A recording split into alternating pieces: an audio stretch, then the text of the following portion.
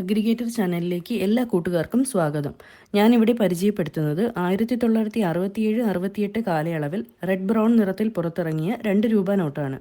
107 millimetre നീളവും 63 millimetre വീതിയിലുമായി ചതുരാകൃതിയിൽ പുറത്തിറങ്ങിയ നോട്ടിൽ ഒപ്പിട്ടിരിക്കുന്നത് റിസർവ് ബാങ്ക് ഓഫ് ഇന്ത്യയുടെ 8ാമത്തെ ഗവർണറായിരുന്ന LK ജായ് ആണ്.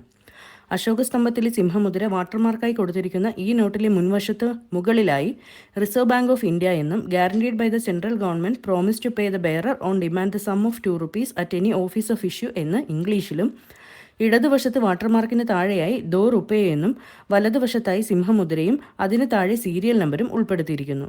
മറുവശത്ത് മധ്യഭാഗത്തായി കടുവയുടെ പൂർണ്ണചിത്രവും അതിന് താഴെ RBIയുടെ ചിഹ്നവും രേഖപ്പെടുത്തിയിരിക്കുന്നു.